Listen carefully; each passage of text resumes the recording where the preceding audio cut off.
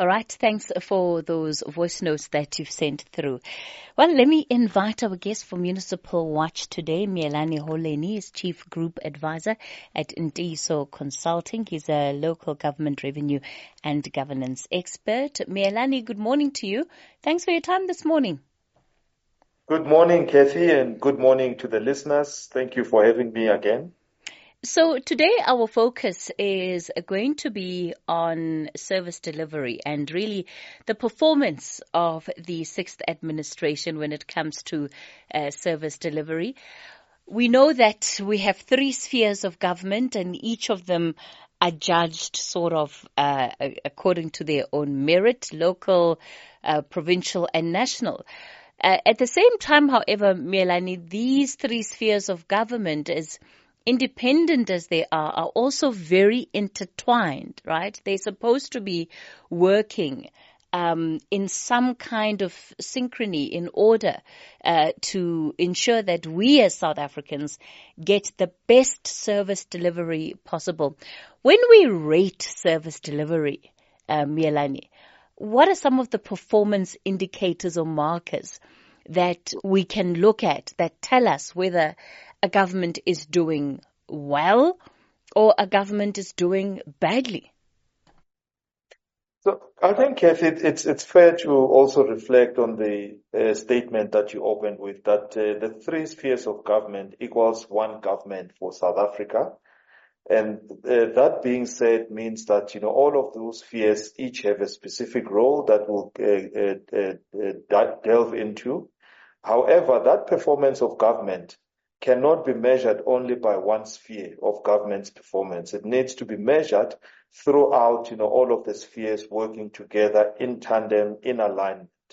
So the performance of government, for instance, I think we must just also go back, pre-democracy, and reflect on the fact that, South Africa, was settled in huge debt. In that stage, I think public debt in 1994 was sitting at about 50% of GDP. They were running a deficit of about 7.3% of GDP.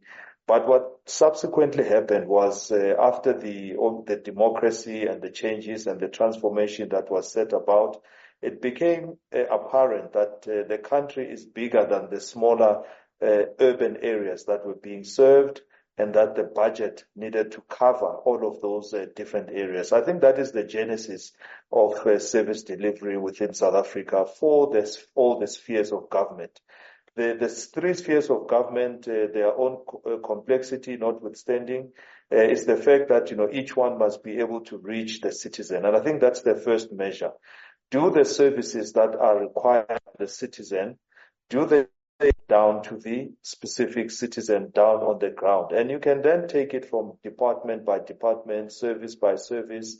If you take Home Affairs, for instance, do people are getting their IDs, those that must get their passports, are they getting the same? And moving on to health, is there access, to a medical facility?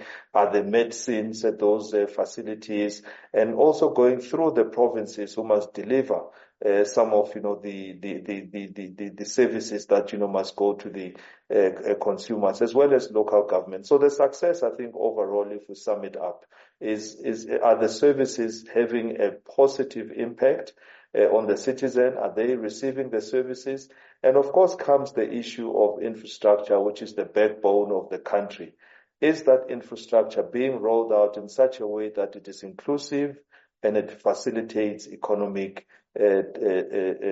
exchange of goods, it facilitates movement of people, and facilitates other opportunities that the citizen can look back and say, my quality of health is good, quality of education has improved, living standard measure has improved, and all of those measures. And then we can measure the mortalities, we can measure, the jobs, and so on and so forth. But I think the success of government in its three spheres needs to concentrate on the impact that it has on the citizen. We're going to continue this conversation in a moment. The Talking Point with Kathy Motlatlana, weekdays 9 a.m. till midday. We continue the conversation on The Talking Point. We're reflecting on the state of service delivery during the sixth administration, but also, looking at the role of your provincial and national governments in the delivery of services too. I know that this is usually Municipal Watch, where we focus solely on what is happening at a local government level. Miyelani, there have been incredible failures that have been noted at a local government level, right? Where issues just based on what you were saying around how we measure or rate performance.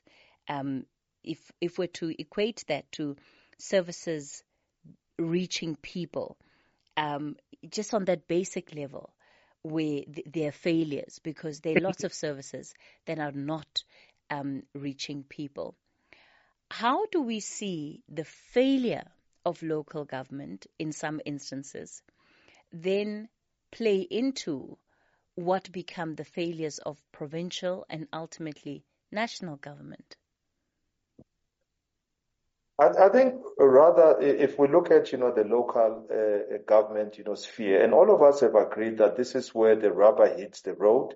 And this is a sphere that nothing would happen. I mean, national can plan policies, province can channel grants, but those grants are ultimately going into a local government space, which is a municipality, which is a ward, where people ultimately are residing within those areas. I think the issues with local government, and I think to reflect on the differences with regards to how the national transfer happens, we speak of how the transfer from the fiscus goes, 45% roughly there goes to the national sphere, about 43% goes into the provincial sphere, and then the difference, goes into local government. So between 8 and 9, sometimes, maximum of 11% end up trickling down to the local government sphere.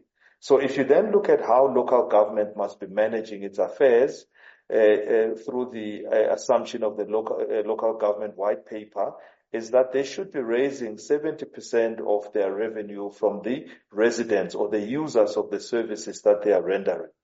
Now, it's not the case in all the municipalities. If you look then at rural type municipalities or the ones that are outside of the major centers, about 70% of their budget is made up of grants.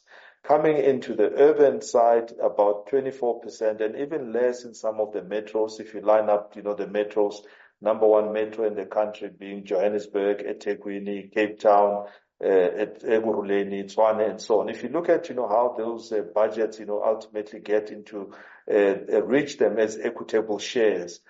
For instance, I think Tshwane may be getting in the region of about not more than 5 billion, for instance. Of course, there are conditional grants and there are other aspects. But you look then at how much money flows into those municipalities. Those assumptions have proved not to be true.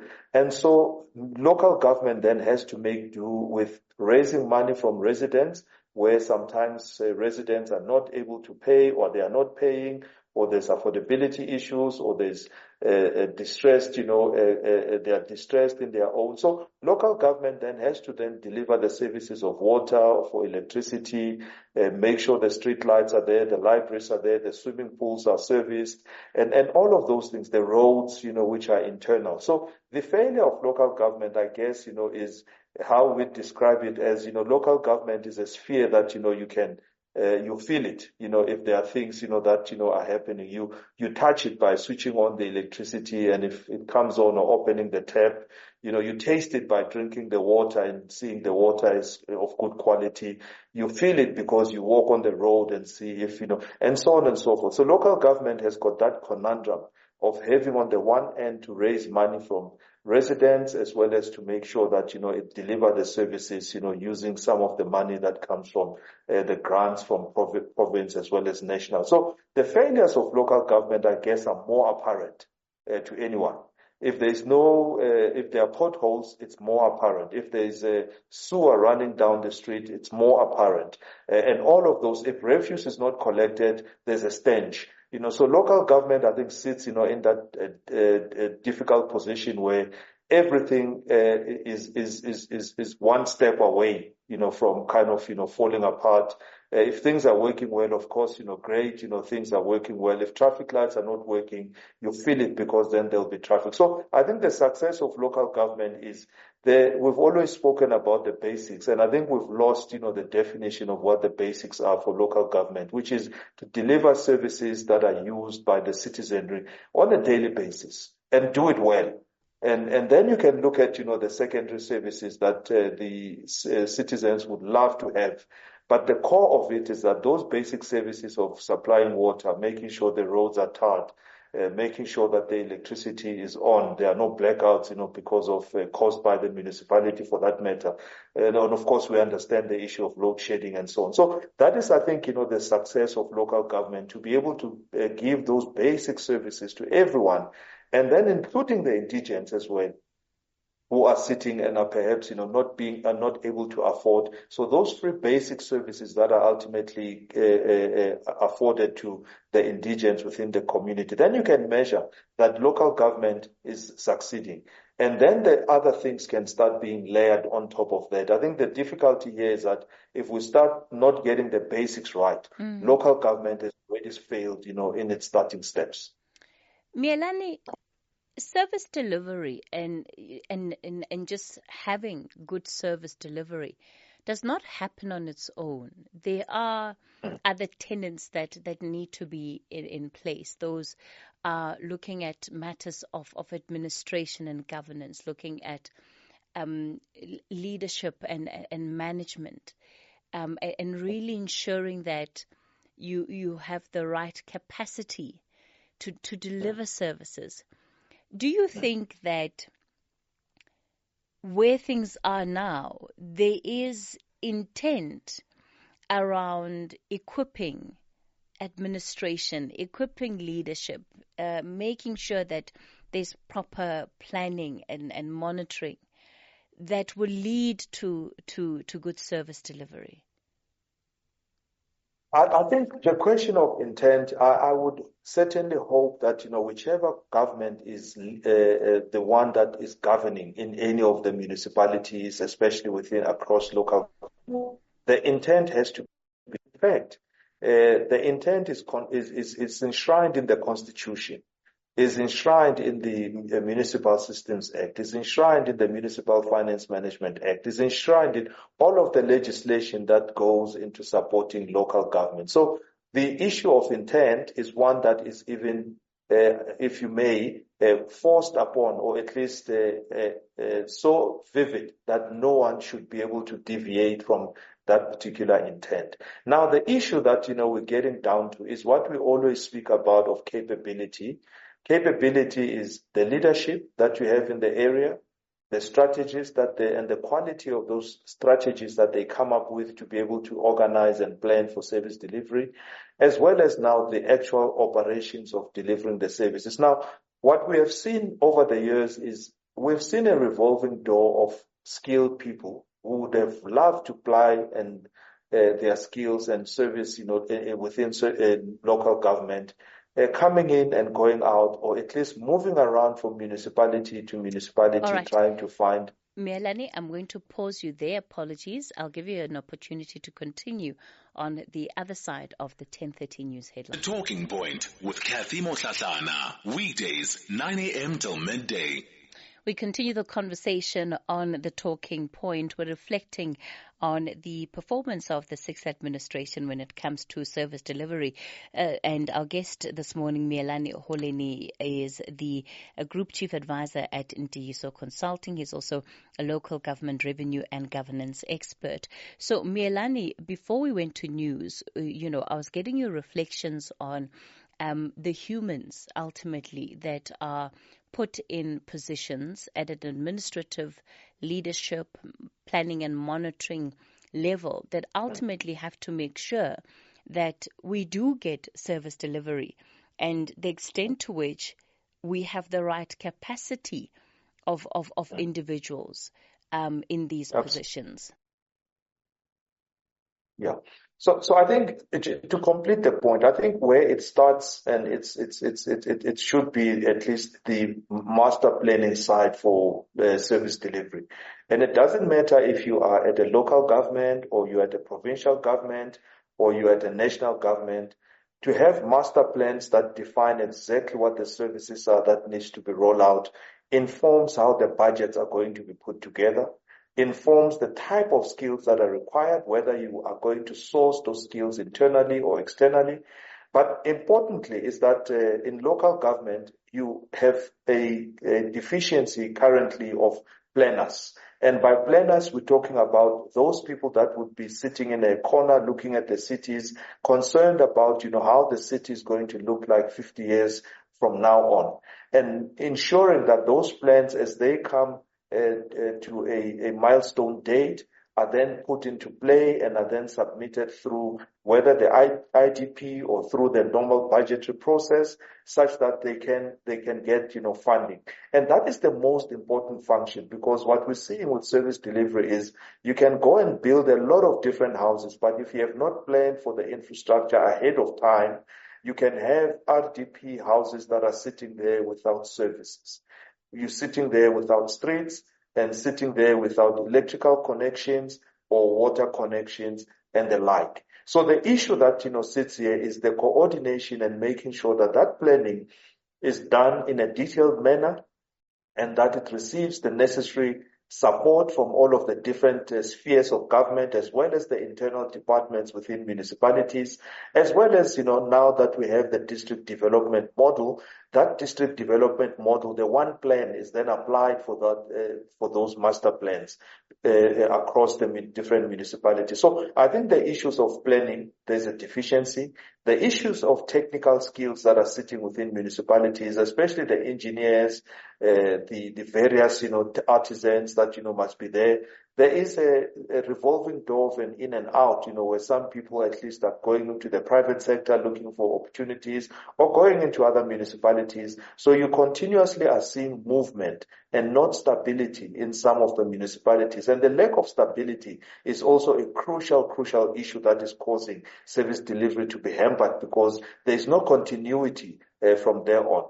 Then taking into the financial side of things as well, we'll see in the AG's report, as the AG reflects on an annual basis, the state of where local government is, where the audits are, and that can be used as a proxy of where the municipalities are sitting in terms of their ability to governance and their ability to govern, or at least to run a well-governed administration is important, because all of the documents that must flow through the system, the approvals that must be made ahead of time, the advertisements that must be done according to legislation. So the complexity, I think, if we dwell a little bit on local government, is that there are many factors that must come together, and they require skilled and highly experienced individuals in their technical fields or in their disciplines where they should be. And they need at least a stable and well-governed, municipality that will be able to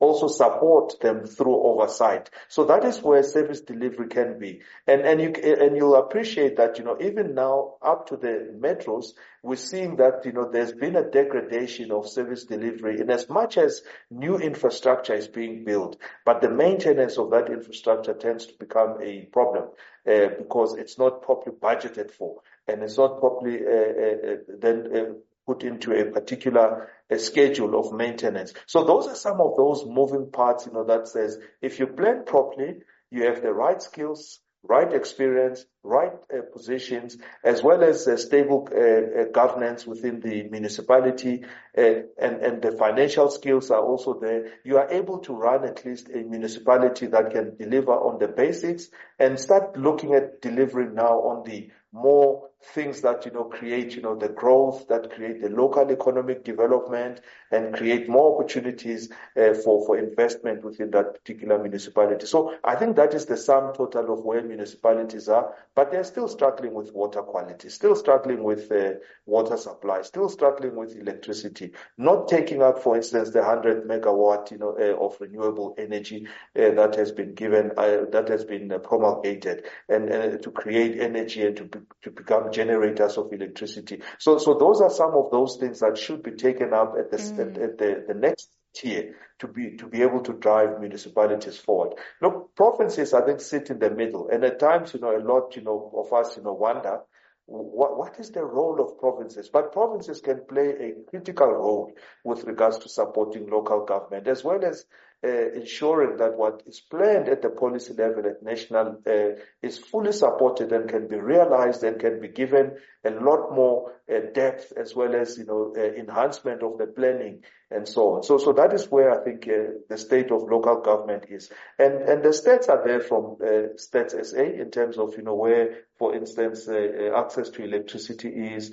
access to formal dwellings, and those are great stats. But we believe that, there's also then the consistency that needs to be applied across the board in ensuring that if you say 88.5% of South Africans are in formal dwellings, those dwellings are at least serviced. If you say 94% of people, South Africans, have access to electricity, it must then switch on. Access as well as having electricity that is on consistently. There's a big difference between the two. And you can do the same for water at 82.4%. Does the water run consistently? And so on and so forth. In being part of this cycle, right, of the national election and the provincial elections taking place, it's often difficult to see how whatever decisions we make at a provincial or local level are going to ultimately affect what happens at a provincial and national level, are going to affect what happens at a local level. But are you able to clarify that for us, Miyelani? Does it matter who is in government provincially and nationally for what happens at a local level? And if it does, in what ways do those links happen? Absolutely. I think for me is the question of who perhaps is one that, I may not be able to answer intelligently because obviously I'm not, a political scientist. But I think the question of, how that government, when it's then appointed, is able to espouse on the different policies that, sit within the various departments. Let me just tell you, I think, in the conversations that we've had, even together, Kathy, we've reflected, and even some of the conversations, we've reflected on the fact that South Africa, with a vision, with a plan that is followed, which is resourced, which has everyone buying into that particular plan, and you're not sitting with a situation of, I have a plan, this one has a plan, but those plans are well aligned. And taking the budget machinery that we have and the state machinery in terms of procurement, we really have resources that, if they are directed in the way that the vision, the plan, whether it's the NDP, or whether it's, whichever plan that is adopted, for the country, the budgets that can be put behind such a plan, directed and not misappropriated, can result in huge development across, South Africa. And we've seen it with how, for instance, when the 1994 started of the reconstruction and development planning, we've also gone into maybe perhaps, some phases of, the gears, the ASKISAs, all of those different, plans that, are being put forward. The idea of having elections at national as well as provincial level, I suppose, is for us to look at who is going to be able to do the job that South Africa requires. But the question then is, how are they going to do it? Do they have the necessary wherewithal regarding plans, the ability to direct resources, the ability to control and eliminate crime, the ability to plan, the ability to attract, foreign direct investment, and the ability to manage the purse and to distribute the purse, the ability to monitor that money, ultimately the 1 rand that is promulgated in the budget ultimately touches, someone within a locality. I think that is the point of where things are at. So I suppose the importance of having the elections is perhaps a chance for all of the citizenry to be able to review where service delivery is. And if we're not happy as the citizenry, let us make alternatives as well as different choices perhaps, or the same choices, or whichever way that we look at it, to be able to put leaders that are going to focus on how to grow the economy, how to build the infrastructure of South Africa, how to create jobs, how to reduce the inequality, how to eliminate poverty, and so on. So I think the issue of elections is crucial because it is a mandate that we should be giving to people that at least are going to live as well as, I suppose, follow that mandate to the point where each and every aspect, which is a desire for South Africans, is implemented, starting with the basics. So it is important because the national government and national treasury, they will define the budget, but they will not define a budget or come up with a budget in isolation from where the needs are. And the needs will come from the various departments. They will not do it in isolation from where the provinces are, because the provinces must deliver in terms of, the healthcare. They must deliver in terms of, pharmaceuticals. They must deliver in terms of, various things that, they are a conduit for. So the issue here is that these elections that we are sitting with start to define as well for us how local government could look like when we also head for the elections and what the imperatives are that citizens should be looking out for. All right. Thanks for that contribution, Miyelani. I want to bring in some of our listeners to this conversation. I'll kick it off with Craig. Craig, you're in Robertson. Good morning. Good morning, Kathy. How are you this morning? I'm well, thank you. Go for it, Craig. Listen, we've been doing research over many years in looking at service delivery, and the problem that we're facing in South Africa is that if one looks at some of the research done by the HSRC, the general population is just very, very unhappy at the moment with service delivery. And from a political point of view, it's going to be a while before we look at significant change where the political parties really start to focus on the values of South Africans. So let's just park that. But in terms of service delivery, there is a critical factor which is missing.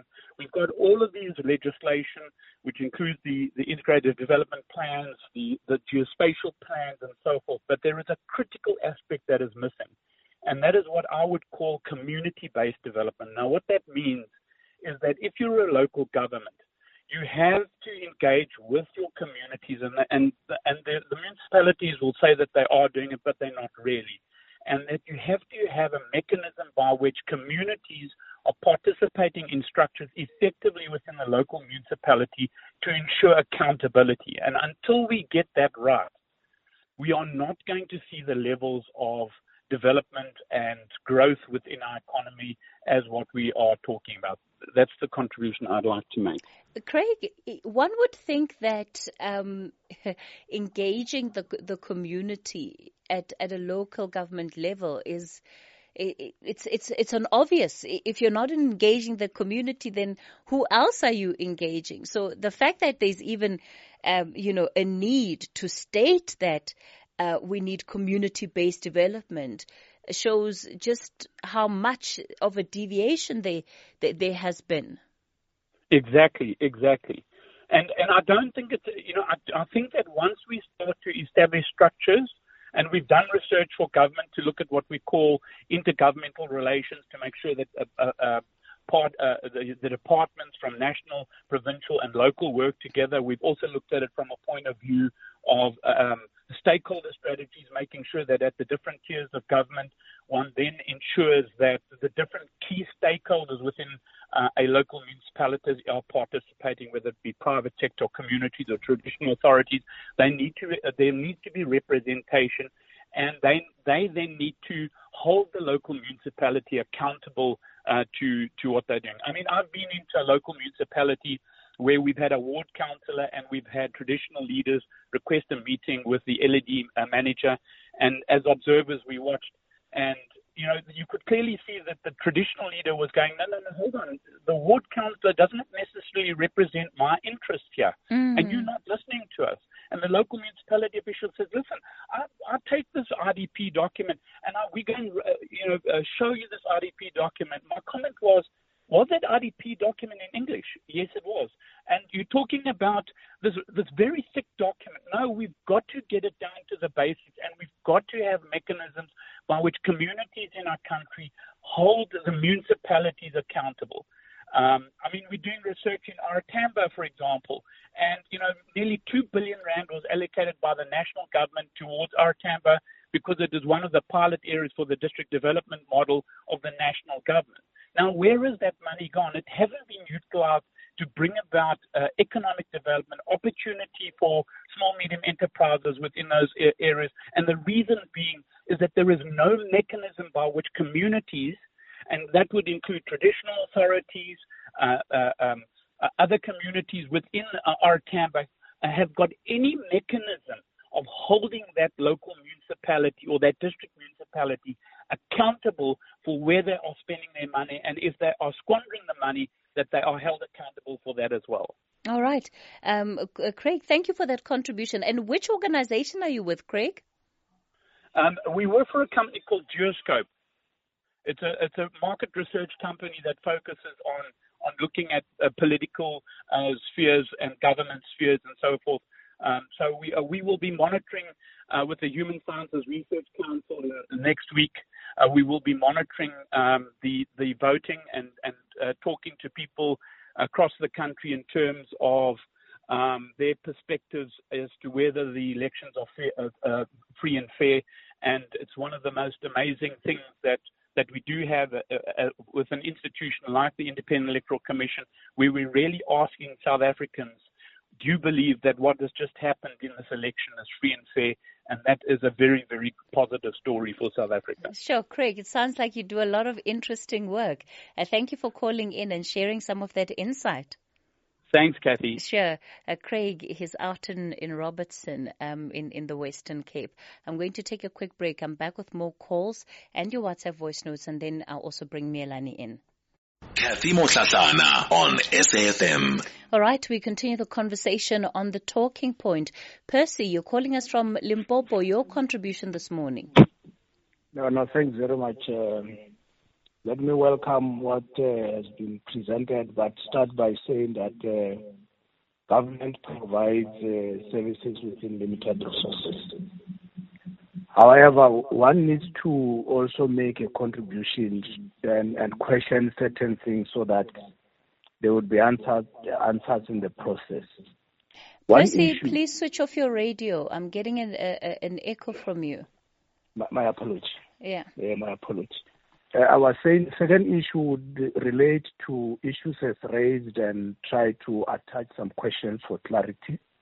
But of course, we should be able to appreciate that local government is a third sphere of government, as prescribed. Is a distinct and interrelated in its functioning with other spheres of government, and therefore some would